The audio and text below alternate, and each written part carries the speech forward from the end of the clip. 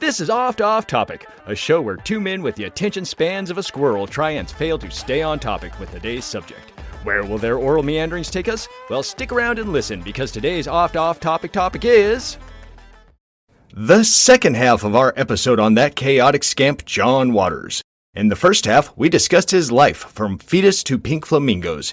In this episode, we pick up right after that, talking about his movie Female Trouble and the rest of his career. Enjoy. 1974's Female Trouble would be Waters' next movie, and it's one of his personal favorites, actually. This is the movie where Divine gets angry over the fact her parents didn't get her some cha-cha heels for Christmas, and thus runs away from home and goes on a crime spree with the hopes of getting the death penalty. Apparently there's some, urban legends on what cha-cha heels actually are, and a big mystery of, what are cha-cha heels? Nobody knows what cha-cha heels are. I just assumed it was kind of shoes you'd wear for dancing the cha-cha or something. I don't know. But I guess they never explain? No, they never do. Just at the very beginning of the movie, Divine opens up the Christmas present. She's like, I wanted my cha-cha heels. And Dad's like, good girls don't wear cha-cha heels. Like, I wanted my cha-cha heels. And basically just goes on a crime spree. And then all of a sudden kind of decides she likes the fame of being a criminal, and eventually goes for the ghost stone and is like, I'm going to win the Oscar for being a criminal and get myself the death penalty. And eventually, Divine does get the death penalty. Well, there you go. Yep. And Divine is super happy and then be like, yes, I finally made it. I've done what every criminal wants. I will go down in my prime and I will be remembered for all time as being one of the greatest criminals ever.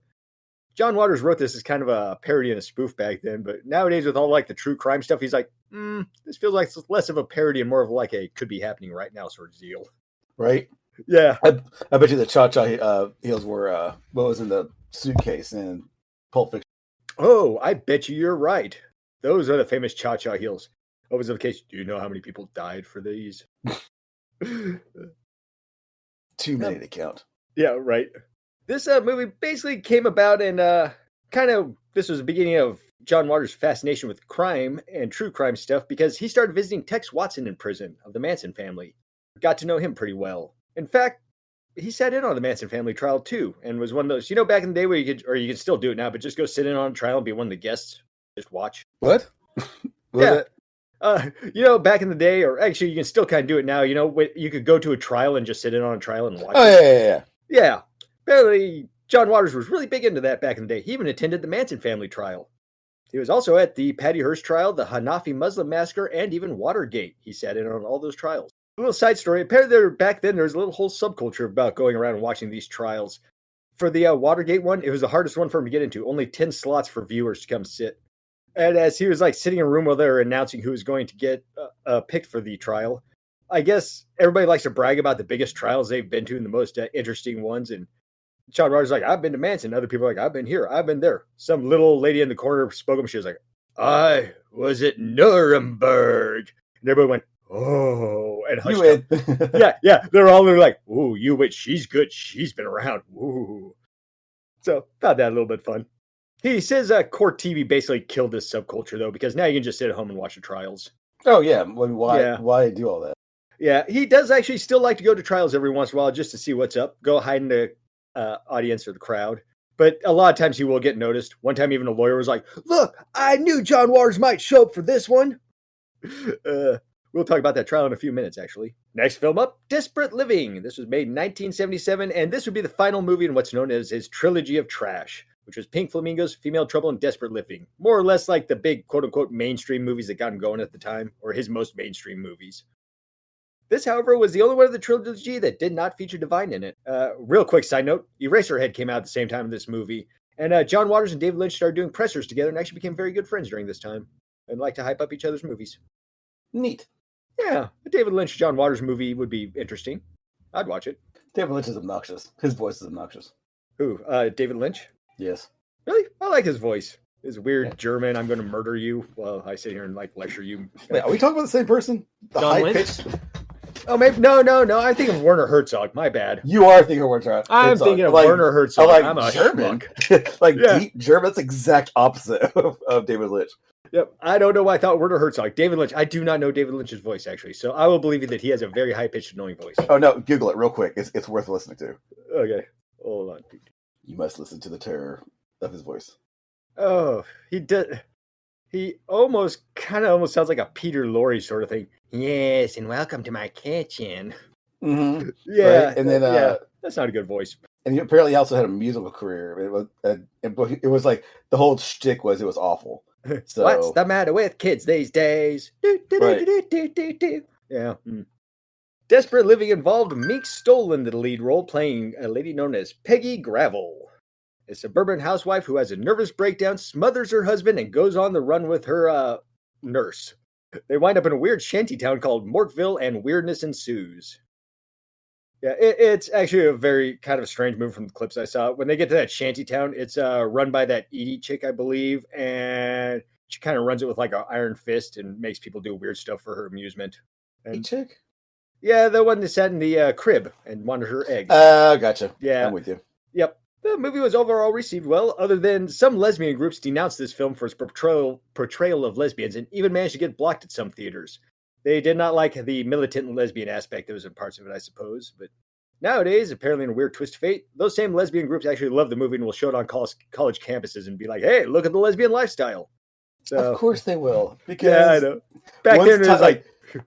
Yeah, time passes. They pull the stick out of their ass. They're like, oh, okay, yeah, it's actually pretty fun. Yeah, that's exactly what happened. Oh, here's another random John Waters tidbit. He actually became good friends with Andy Warhol, and after Andy Warhol was dead for a documentary, he got to go through Andy Warhol's personal porn collection. So it is mostly 70s porn, and there's a lot of mullets in it. And when you got that many mullets and erection in a porn, it kind of looks like classic art more than actual pornography. I guess. Yeah. It's like, oh, look at this. I mean, we went to the Chicago Art Museum, and there were some just naked people standing around. I'm like, okay, cool, whatever. And then there was like several shots. It's like, of a guy, like there were a couple guys, and they were a face of an orgasm. And I'm like, was this actually while they were like there, or is this like, oh, there's like, oh yeah, this is what my face is like. But I'm like, well, seeing how this art, I'm willing to bet like $1 million. This is like, no, that's exactly what's happening. Yeah, it probably was. And then right after they made that face, it was like, can I get my money and go now? Yeah, totally. Yeah, some of those. I mean, I don't know. I appreciate photography. I think it is, a very whatever. But like, I don't know. Maybe because I'm I don't take pictures. I actually make my art. I'm not saying mine's great at all, but just still, it's like, I don't know. You do need an eye for pictures, but just sometimes it's like, I went through the museum, like, they just took a picture of a building. Yeah, and not even really like necessarily a good one. It was like, yeah, and this one's like, this is just some lady standing there. Yeah. I don't even see, like, it wasn't like artistic lighting or nothing like that, or contrast of colors, or hey, they use a weird aperture on this to make it look I didn't see any kind of perspective thing, nothing. It was just like, there's a lady in a room that took a picture of her, and it's in black and white. Yeah. Like, okay. Who was actually a pretty good artistic photographer? John Waters. He actually has done art exhibits for it. And he has a whole art exhibit at the Baltimore Museum. We'll go into that in a little bit as well. And also, Warhol and John Waters were actually friends, and Warhol did watch all of John Waters' movies, and he described them as, they're better to talk about than they are to watch. Awesome. Yep. And John Waters says, I completely 100% agree with that. Yep. He's right. Those early movies, better to talk about than they were to watch. 1981 sees Polyester, and that is Waters' first movie that basically flirted with mainstream success, showing up in a lot of theaters and more than just the underground people watching it.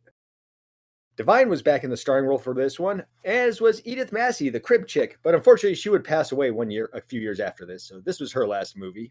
This movie satirizes suburban life in the early 1980s, and it was the first Waters movie to garner an R rating instead of X or unrated.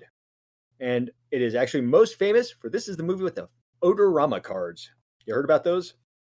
Odorama cards? Odorama cards. Am I assuming they smell? Yep. So you see, there's a film critic a while back who said of John Waters, if you ever see John Waters' name on a theater marquee, run to the other side of the street and hold your nose, because there is filth inside. And John saw that review and said, I'll give you something to smell. So he went to 3M and said, I want some scratch and sniff cards with these smells on it. And when you're watching the movie, there'll be like a little thing in the corner. It'll be like, scratch and sniff spot number 1 now. And you get a smell what the person is smelling on the screen. Naturally, since it's John Waters, the smells weren't always what you expected. Sometimes they were, sometimes they were a surprise.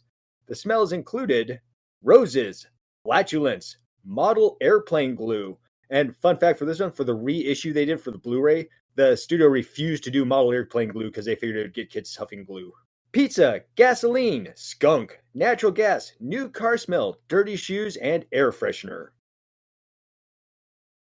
Air freshener. I mean, that's really vague. It is very vague, but I mean, that's what the listing said. That's the actual listing from 3M, I think, on what the things were. I don't know. Maybe it was one of those where the chemical name was air freshener, but the actual movie scene was like clean outdoors or something. I don't know. Johnson he still has tons of boxes of these Odorama cars just laying around his house, and occasionally he'll be walking by one of them, and apparently you can still very much smell the scratch and stuff. He said they still work after all these years.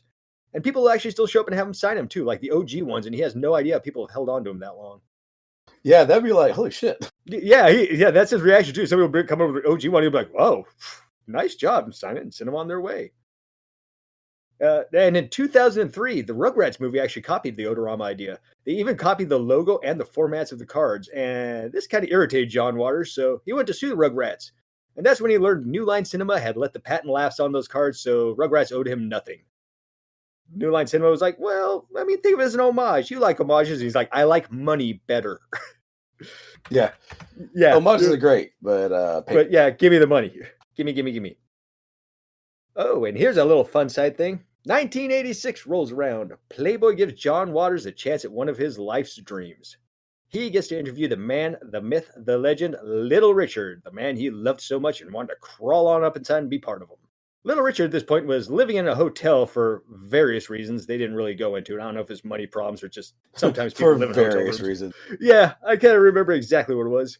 John shows up, does the interview, and the interview actually started out good, turned out all right, until like the very end when all of a sudden Little Richard got very serious and handed him a it's kind of like a non-disclosure agreement. Basically, it's a contract saying, hey, Little Richard has all rights to edit and change anything in this article he wants. Basically, he gets to write the article instead of John Waters.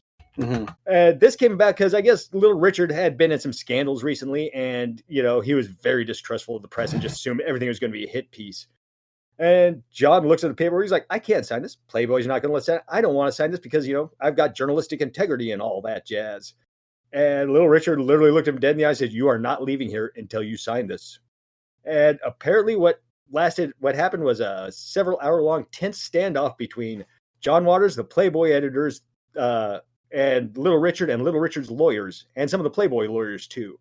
And I guess after a lot of talking and arguing, eventually Little Richard finally agreed to let John Waters do the article he wanted.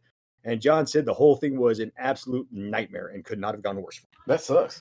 Yeah, that really does suck. He was all excited. Apparently everything was great. And like right at the end of the interview, Little Richard got super serious, got this kind of mean look on his face, like, sign this now. So that turned out to be... If you're going to do that up front. Don't wait till the interview's over. They go in and say, hey, look, this is what I need.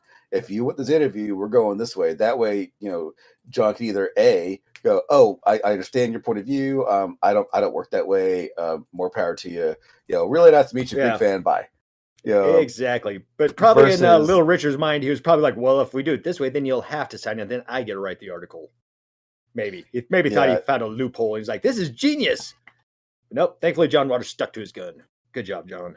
Well, then if you're trying to get a puff piece out of this, not necessarily a puff piece, but like if you're trying to have people take you seriously, like don't do something before they leave that's gonna sour the whole fucking thing. Yeah, right. Because if all of a sudden I'm dealing with that, I'm going from like, hey, I'm gonna write this nice fun article, to be like, oh my god, how do I translate this now? Yeah, now it's like, okay, this went from like a fun piece to now this is the piece. Yeah, your opening line goes from I got to interview my hero Little Richard to that idiot Little Richard or whatever you want to do. Yeah, it's like now it's this dude is trapped me in a hotel room instead of like, oh, we had a pleasant conversation with Little Richard. Yeah, it would be fun watching Little Richard and John Waters get into a fight too. Now that I think about it. Well, I think Little Richard's a little bit bigger than him. I mean, honestly, I know the only thing I know about Little Richard is piano riff, woo. Yeah, woo, and then fucking oh man, what was it? Hollywood Squares. Oh yeah, it's like that a few times. Yeah, like just basically those kind of game shows where, or not just like game shows, but it was like those old shows back in the 80s and Yeah, 90s yeah, where yeah. When like, a oh, flamboyant remember black man was me? a novelty kind of thing, it's like, ooh, look at Yeah, that. He's a confirmed bachelor, ladies. yeah, Yeah, he's a yeah, confirmed bachelor. He's yeah, just yeah. like, You remember when that line was all over Hollywood for like, oh, he's gay, but he's a confirmed bachelor, like Liberace. yeah, right. Yeah, yeah. He's like, huh. Like, refused music due to the time of like, dude, It's like I hate I to think we say, know what's going on here. yeah, they were more than friends. I hate to burst your bubble. 1988 comes the movie that would ensure John Waters would have some financial stability in his life. That movie is Hairspray. Everyone assumed since this was John Waters, it was going to be a super raunchy movie and it was going to get an R or an X rating. It actually got a PG rating, which shocked the hell out of John and pretty much everybody involved in the movie. Everybody was like, ooh, this is going to get an R rating.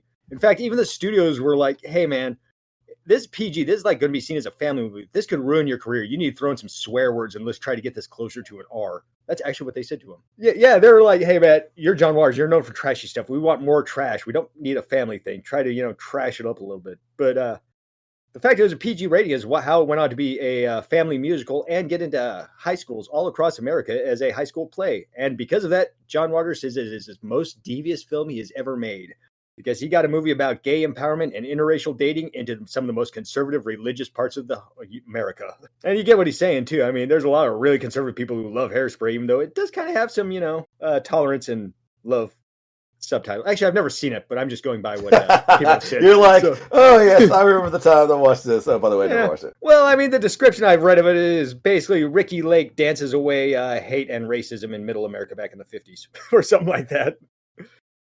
This movie did actually have one of his biggest star-studded casts so far, though, with Ricky Lake, Divine, Debbie Harry, Sonny Bono, and Jerry Stiller in it. This movie, though, didn't do good in the theaters, like a lot of his stuff. But it did. As soon as it got released in the early 90s on VHS, boom, that's when it took off. People loved it as a rental. See, that happens a lot. It's like, oh yeah, this didn't do very well. I mean, because I still understand how.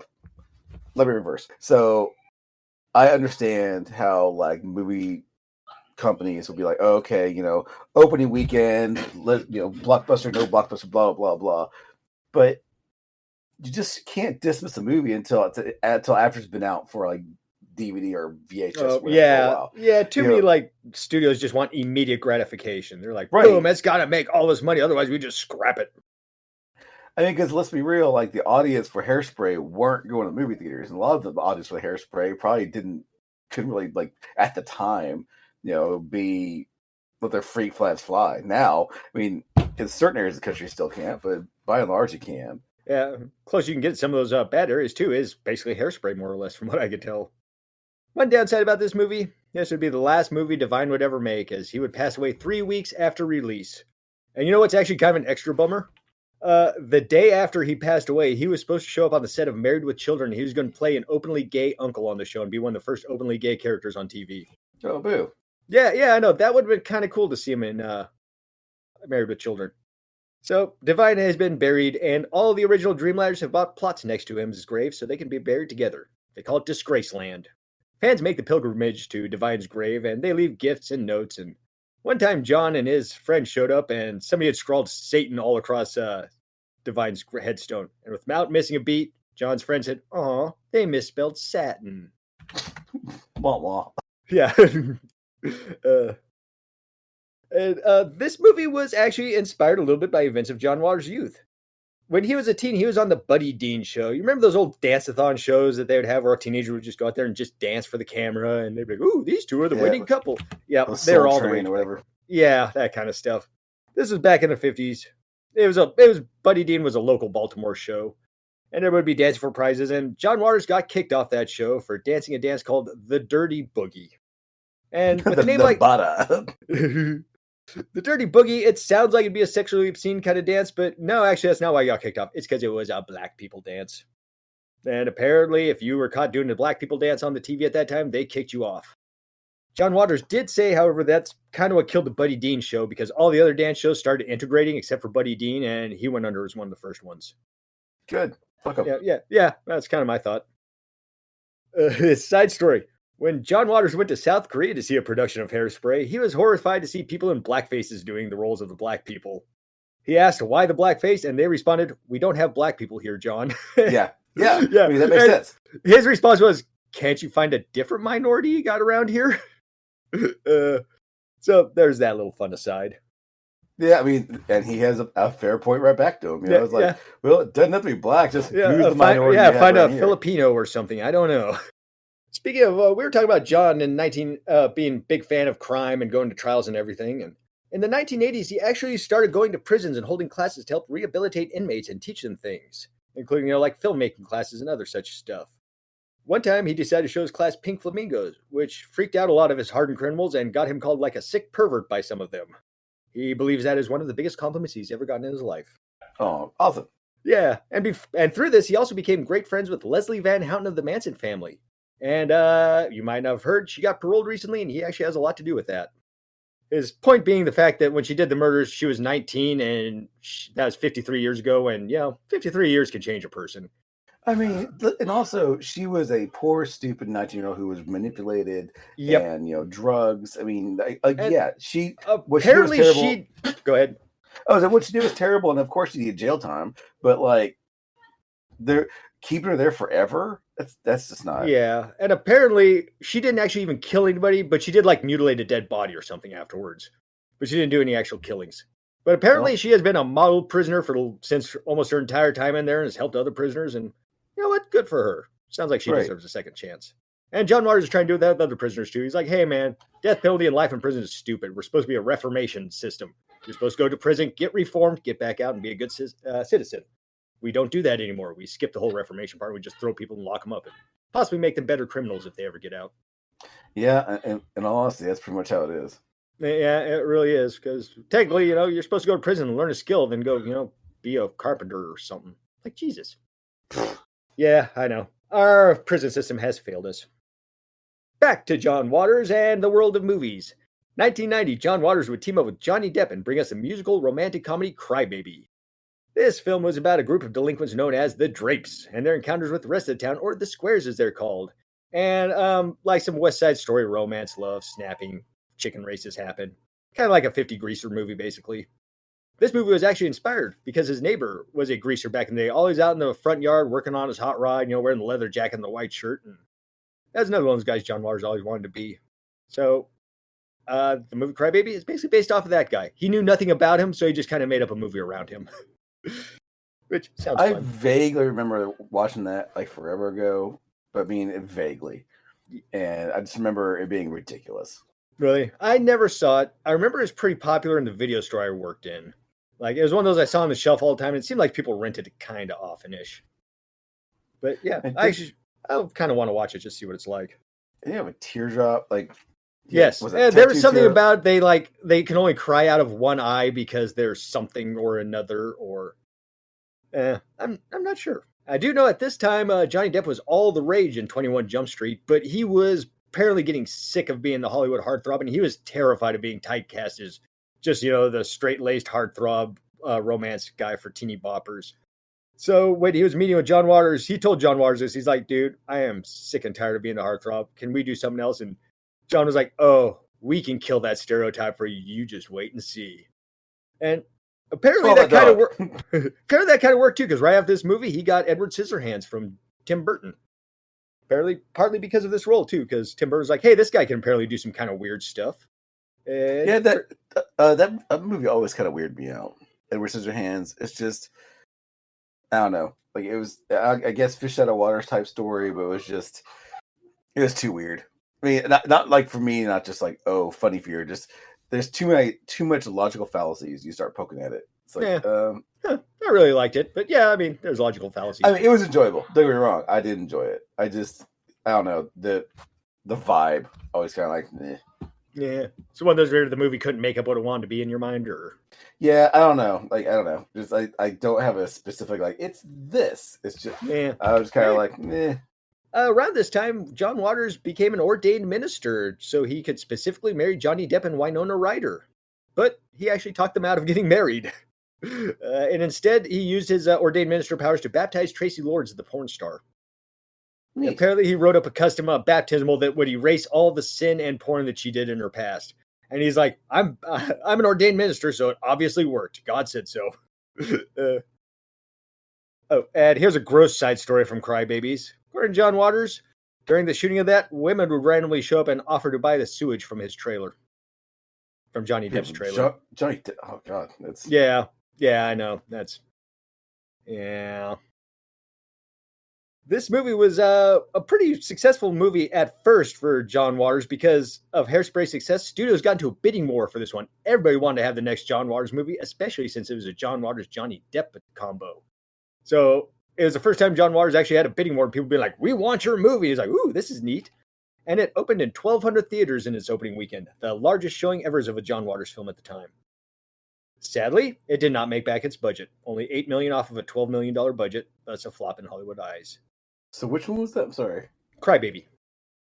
Oh, really? Damn. Yep. Yeah, that one was a flop. Again, when it came out on VHS, VHS, it became bigger again. Yep. It made more money out of VHS and stuff than it did in the theater. Which they should have known. It's like he's never had a huge blockbuster in theaters. Yep. He's always big on VHS. So when they released the movie, it's like you can't surprise Pikachu face that, it didn't make its money back. Yeah, no shit, it didn't make its money back. Neither did the other ones. You watch for the VHS. Yep. I think Hairspray might have made its money back in theaters, but just barely. But I might be also wrong on that. Oh yeah. Also, Crybaby was also made into a Broadway play, much like Hairspray, but it flopped. And apparently that one kind of killed John's Broadway career too. Because they're like, "Hey, Hairspray is great, but Crybaby wasn't. You're off the no more." Boo! One flop is all you get. Yep, exactly. Also, I saw an interview in 1990 where John Waters plainly says that no, he has never practiced necrophilia yet in life. So we can assume if he's had So we can assume if he's had sex with the dead, it's after 1990, after middle-aged. So there you go. There's just food for thought. 1994 brought us what John Waters believes is actually his best movie, his best overall made movie, Serial Mom, starring Kathleen Turner. Have you seen that one? No. Okay. This is actually the only John Waters movie I saw before all this research. I've seen the cover of the VHS. There, she's holding like a pair of scissors and staring meanly at this. Yeah. Kathleen Turner plays a suburban housewife who has a secret life of being a serial killer. She basically, anybody who annoys her, she just runs around, kills them, and is able to get out of the murder somehow. John made this movie to show how much fun it would be to get away with murdering people who annoy you. And it came out to good reviews, but also did not make money. And here's kind of a story that sort of influenced John's idea of making a movie of people getting off of the act of doing crimes. He said when he was doing the trial tours in Baltimore, he attended a trial where a nurse was being charged with feeding patients fecal matter. Comatose patients. She'd just like stick a little fecal matter in their mouth and close it and go on her way. She went to trial. She got off on the grounds that she was PMSing during that time. And is apparently a free woman. Dude. Yeah. Apparently that was the trial where the lawyer turned around and was like, "Hey, John Waters is here. Neat." And then John ran into the dude sometime later. And the guy was like, "Oh, hey, you remember me from the trial?" And John's like, "Not really." And the guy's like, fecal matter in mouths. And John's like, "Oh, that one lady. Hey, how's she doing?" And then the lawyer got all upset because he was like, "I wasn't a fan of hers." John was all excited to know what she was up to. Yeah, apparently that disgusted the lawyer. We're going to step away from movies for just a hot second because in 1997, his most iconic role to me anyways, where he plays the toy store owner in Homer's Phobia, the Simpsons episode. Everybody knows this episode. Zap. I love this episode. Homer thinks Bart's turning gay, so he takes them all to the straightest things to do. Yep. And yeah, it's like, "Dad, why'd you take me to a gay steel mill?" "I don't know, son." Or it's like puts him in front of that billboard where there's two women having a pillow fight. "What do you want, son?" "A cigarette. Anything light." John actually had no input or anything on the script. They just called him up and said, "Hey, do you want to do this role?" And he said, "I would love to." And he said he had a wonderful time making it and said it was kind of like doing an old school radio thing because they're all just sitting around a table, reading lines into microphones and having an enjoyable time. Took a couple of days to do, and people love him for it, and he loves it. And I would probably actually, honestly, for at least myself, maybe top 5 or 10 Simpsons episodes. Yeah, I mean, I liked it. Yeah, I really liked it too. We work hard and we play hard. Yeah, exactly. Edward Furlong, remember him? And Christina Ricci star in 1998's Pecker, where Edward Furlong plays 18-year-old Pecker, an aspiring photographer who gets his big break in New York City. Also a new movie I haven't seen, but supposedly pretty good. Pecker. What? I mean, What? who would? I mean, at this, I mean, I know once upon a time, Pecker was not, what it means now, but it does mean what it means now. And I think if I had a name like Pecker, I would change it. Yeah, you would think so. I think Pecker was his nickname because he pecked at food. However, John did have to fight with the censors because they didn't want the name Pecker on a marquee because it also means a dong. John had to actually go argue with him and fight over it, but he was like, well, we got movies called Shaft and Free Willy and Dick. What more do you want? And they're like, good point. That was the point of Peck. People don't yell Pecker in anger usually. You dumb Pecker. Shaft, Free Willy. Yeah, Shaft. Harder Daddy. Yeah, right.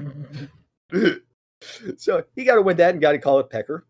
Once a couple fun side stories from this movie.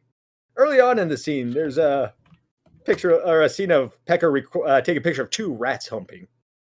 Now, I guess John Waters obeyed all the rules and hired an animal trainer. Who's like, I want you to get these rats to have sex on command. So after a long, long while, the trainer wasn't able to actually get it to do it for the scene, and they're running out of time. So the prop master threw up his hands in disgust. He's like, let me handle this. And he's just like barely off scene with his hands, and he just literally grabbed the two rats with his hands, just like wham, wham, wham, wham, wham. So you get that awkward scene at the start. Yeah. If they're not going to have sex, I'll make them have sex. Yep, pretty much. Yeah, John said if you ever want to get animals to have sex, it's really easy to get them to do oral sex. You just use peanut butter. But to get them to actually do sex, it's really hard. Unless you got Divine rolling around in the mud. Then it happens naturally. This is the movie where teabagging was invented. Did you know that? John Waters invented teabagging. And the game of Halo would be changed forever. Which movie? Pecker. Oh, okay. Teabagging comes from Pecker. I thought you moved on to another movie. Nope, we're still on Pecker. How is I mean, whatever. You know, I'm not going to ask. You do know what teabagging is, right? Of course I know what teabagging is. Okay, I just didn't know, how they introduced this to the movie, because surely they didn't show the full thing. They were just someone would just randomly go, oh, teabag. And actually, I have no idea how it comes about in this movie, but maybe we should watch it one of these days. Nope. No, You're like, yeah. I'll be good. Apparently, this is actually one of John's tamer movies, because he calls it his feel-good movie. However, the Japan Times called it Disney for perverts. Well, I mean, Disney, feel good. Yeah, and for perverts, John Waters. So there you go. This movie kind of came about because in the 90s, John did start getting into photographic-based art. And some of it's actually pretty good. I really like it. Do things where he combines two pictures into one, like a half and half, sort of like a two-face kind of thing. It's better. It's some of the better photography art, unlike the stuff you were talking about. And a fun story along that lines. He pledged to donate much of his art collection to the Baltimore Museum, only in exchange if they named their bathrooms after him. They did, and now there's the John Waters all genders restroom at the Baltimore Museum.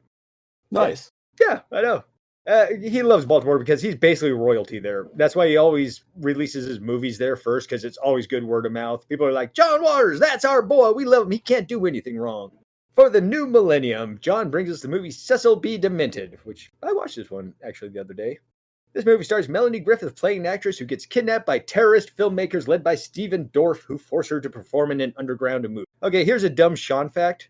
Whenever I hear the name Stephen Dorff, I think of Worf from Star Trek, and then I think of Michael Dorn, so every time I hear the name Stephen Dorff, I picture Michael Dorn in my head, and that's very confusing for me. Because, Dorff and Dorn are kind of close, and Dorff and Worf are kind of in the middle, and yeah, I'm not... I was thinking the golfer. Golfer? Yeah. Stephen Dorff, the golfer?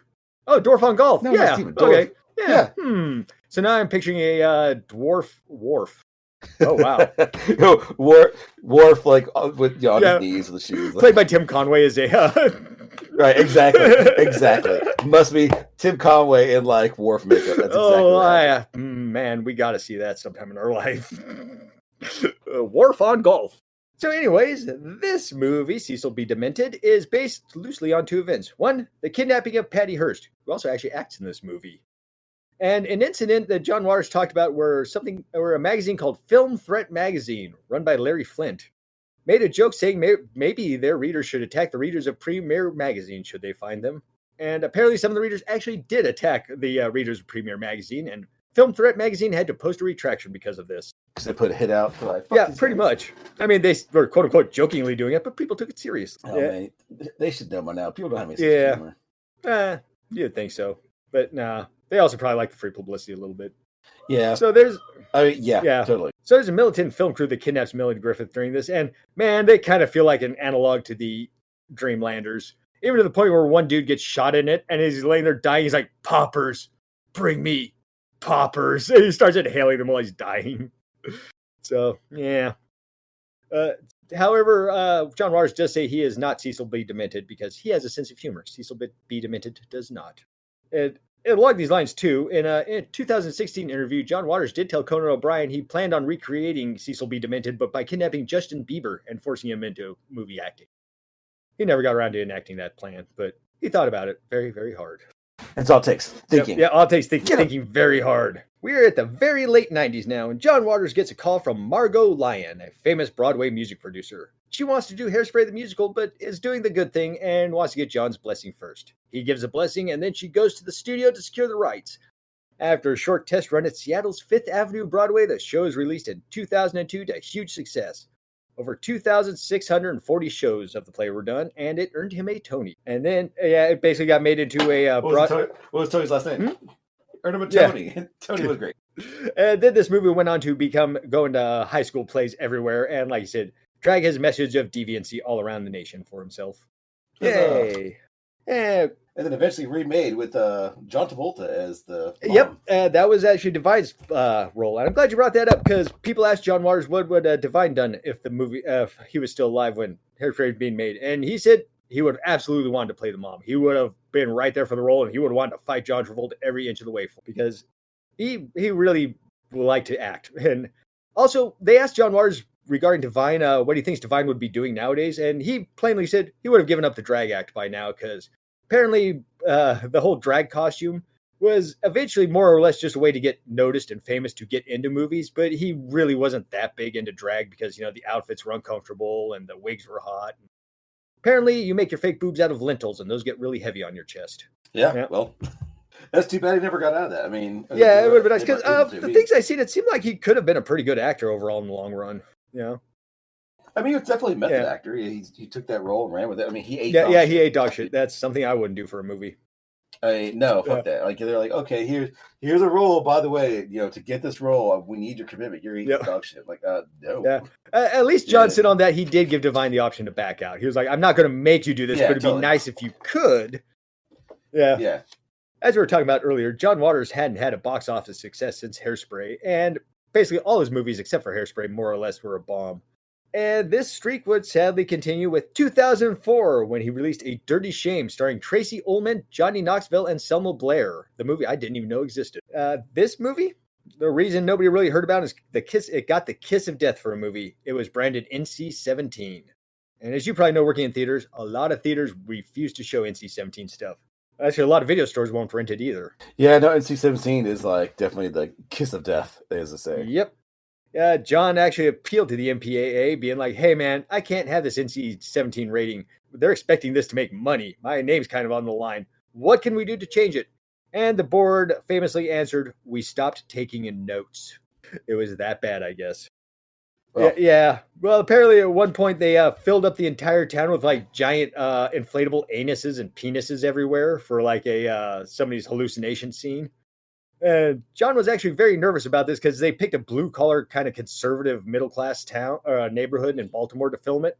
He was like, how are these people going to feel about that? How are they going to react? He was shocked to see families like gathering around taking pictures next to the giant inflatable anuses with their family and kids. Hey, Junior, pose with the giant penis John Waters put up. He's like, that's unexpected. Also, this is a movie where John and I learned that there can be very different rating standards depending on where you are in the country. Depending on, for the commercials they wanted to air, they had, there's a part of the movie where they had Selma Blair's breasts get like really big, like abnormally big. And according to the MPAA, if they wanted to show commercials for this on the coast, the East Coast and the West Coast, for the commercials, they did not care how big the breasts were. You could do whatever size you want. In the Midwest, they had to shrink them down noticeably. And to actually get the commercial shown in Utah, they couldn't even do the breast enlarging thing at all. And they had to be like natural sized breasts. So there you go. There's different censorship for different parts of the country. Yay. So A Dirty Shame came about when John learned that apparently if people can become nymphomaniacs after suffering a serious concussion. And that's basically what the movie's about. People, I think it's Johnny Knoxville gets a concussion and gets really horny. But is that Johnny Dirty Shame. Oh, Johnny Knoxville, not Dirty Shame. not okay. Johnny Depp. Johnny Depp. Okay, I'm back. See, but what we're learning from this is there's too many actors named Johnny. We need to eliminate a few. Right? Yeah, that's pretty much the whole story. It's just concussions and people getting horny. But since the NC-17 rating, it only made back $1.3 million off of a rumored $15 million budget. That's not good. Not good at all. That is no bueno. Here's another random John Waters story. This one's something else. Being a man of filth that he is, fans often want to go the extra mile to show him how filthy they are and one-up him. At a book signing, a woman walked up to him, asked, "Hey, will you sign anything?" He says, "Yep." So she whips up her skirt and pulls out a tampon out from inside of her, plops it down on the table and says, "Sign that." John was like, "Well, this is disgusting, but I said I'll sign anything." So he gingerly signs it without touching it. Gives it back to the lady. She's all excited and happy. But John said the funniest part of this whole instance was the bookstore actually assigned him just this giant, massive African-American bodyguard to protect him for whatever reason. He's not sure why. When this situation happened, because the big black dude was so uptight, he just started crying when that happened. He's like, "I don't know why they're doing this," because he just felt so. He wasn't laughing till he was crying. He was he was literally crying because he felt so awkward and weird. He thought this was the creepiest thing ever. He's just like, "Why are they doing this?" Yep, just broke down crying. Yeah, that's got to be something you're not expecting, though. Hey, you're going to be having this job help watching somebody while he signs books. Oh, signing books, huh? Lady walks up. "Here, sign this." Plop. Because it's not like it was a brand new one out of the package either. It was inside of her. 2008. 2008. John Waters is making a Christmas movie with Parker Posey and Johnny Knoxville titled Fruitcake. However, this movie never got past pre-production as the company financing it went out of business. John said this was really a bummer because he was looking forward to it as making his first Christmas movie. He said about this, when I realized my movie idea had been aborted, I suddenly became pro-life in just this one instance. Just that one time. Oh, and here's some random advice from John Waters as well. Never, ever, ever, ever, ever let a film crew shoot in your house because they will literally destroy your house. They want to knock down a wall, they'll do it. They'll punch a hole anywhere. They'll destroy anything they want. Tear down your banister, wreck your stairs. Yep, they'll do it. Simpsons kind of did an episode on this too. So apparently they do pay you money to use your house, but it's never enough to cover the damages. Another fun fact about John, if you ever want to get a message to him, he's not on social media. So listeners, if you think you're talking to him on social media through Facebook, Instagram, whatnot, nope, that's not him. The only way to get a hold of him is by writing him a letter, and you have to send his fan mail to a bookstore called Atomic Books. You can look it up on their website. It actually has a page that's like, John Waters asked us to send all his fan mail here. He doesn't come in and pick it up every day, but he comes in here pretty often. So there you go. Handwrite him a letter. Or hand type, I guess. Kind of weird to have your stuff shipped to a bookstore. I wonder how much he actually gets. That's like annoying for the bookstore or not. I don't know. I would think it'd be enough that it might be like irritating because, John Waters is, he's not a nobody. Yeah, he's got fans all over the world. I mean, he's not a fucking... Yeah, he's not Steven Spielberg. We were thinking the same guy. What's the biggest director name we can think of? But then again, I don't know. John Waters might have a more rabid following just for his concentrated base of guys. Probably not. Oh, I bet. Yeah, probably not a lot of people pulling out tampons for Steven Spielberg. 2012 comes along, and the 66-year-old decides it's time to hitchhike across the country and write a book about the experience. This book would be called Car Sick, because this came about because John remembers in his youth how hitchhiking was literally a legitimate form of transportation. If you wanted to get somewhere, didn't have a car, just pop out on the road, hitchhike, and make your way across the country wherever you needed to. And he noticed hitchhiking culture is dead nowadays. The only people that ever hitchhike, he says, are over the age of 50, and they don't do it anymore, and nobody under the age of 50 has ever hitchhiked. Which, that is actually kind of accurate-ish. At least the vast majority of people I know under the age of 50 have not hitchhiked. Who hitchhikes? Who does that? John Waters does. Because he wanted to see if it's a feasible thing to do. Thing is, he started telling his family and friends about the idea, and they all told him it's a horrible idea, and he will disappear and get murdered. Without a doubt, everybody believed he was going to get killed on it. And the people that absolutely pushed back the most on him told him, do not do this, his criminal friends. Everybody in the prison system was like, you're going to die. We are criminals. We know what happens to hitchhikers. Naturally, this made John Waters want to do it even more. So, sporting a sign stating, I am not a psycho, he departed on his venture from his home in Baltimore to his apartment in San Francisco, hitchhiking the entire way. Took him 21 rides to get across country. Although one conservative politician did drive him 1,000 miles in his Corvette, so that kind of helped things. Apparently they got they got along so well that they just kept talking and kept driving. The politician actually dropped John Waters off, went home, and then decided he wanted to hang out with John Waters more, so caught up with him down the road in Colorado or something, drove him all the way to San Francisco. John Waters says he's the only Republican he would ever vote for.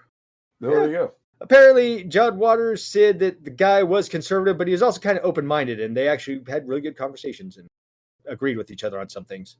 2014, that book does officially get released, and he wins an Emmy for his spoken word version of Carsick, which I've heard is a really good book too, by the way, if you ever want to pick up a good John Waters book. I'll check it out. 2016 rolls around, and for his 70th birthday, him and fellow Dreamlander original Mink Stoll decide to take LSD for the first time since the 70s and have a blast. He recommends old LSD for old people. He says it's even better when you're old. I don't know if that's true or not, but yeah, maybe when you're 70, you can take it again. In 2022, we're actually getting up towards the end now. 2022, John Waters releases a book called Liarmouth, a feel-bad romance novel, which is described as a hilariously filthy tale of sex, crime, and family dysfunction. Or another description I found which is a little better. Liarmouth is about 3 generations of women in one family who plan to confront or kill one another. It also has a trampoline fun park. I kind of want to know about the trampoline fun park. Book came out to great reviews. Everybody loves it, and it has been optioned for a movie. And yes, John Waters will be directing it. He is going to come back to the big screen to direct his book. And as far as the ETA, it's anybody's guess at this point. I think it literally got optioned like late 2022, so it's probably... The trampoline fun parks, I think we have those here. Trampoline fun park. Oh yeah, I'm sure they do everywhere. I think they have them up here too. Oh yeah, like they're indoor things that I think it was like Defy and there was some other thing. Now they have it called something else. It's not a trampoline fun park through the mind of John Waters. It is not not John Waters. I will say though, I was like, oh, it sounds fun, yay, trampoline fun park, and then I realized I'm 44 years old and I'm gonna throw up. This is not fun. But that was the one time I did. Like the kids, of course, they love it. Yeah, but once you get to a certain age, you're like, this isn't for me anymore. No, actually, since you bring up trampoline, it's kind of funny because, what was it? I believe his Hairspray had some trampoline scenes, and apparently Divine was so into actually doing those and not having a stuntman. Divine signed up for professional trampoline training classes, and actually apparently got really good on the trampoline. Doing the whole backflips, flipping around, twirling. Yeah, nice. Some dedication to the acting. Let's see. We're just about done. I'll give you one piece of advice from John Waters here. He says, want to be a political activist? He recommends not going the angry route. You're supposed to go the humorous route. Embarrass your opponents and make them look like fools. But he also says, first, make fun of yourself a little bit. That way it doesn't seem like you're bullying them.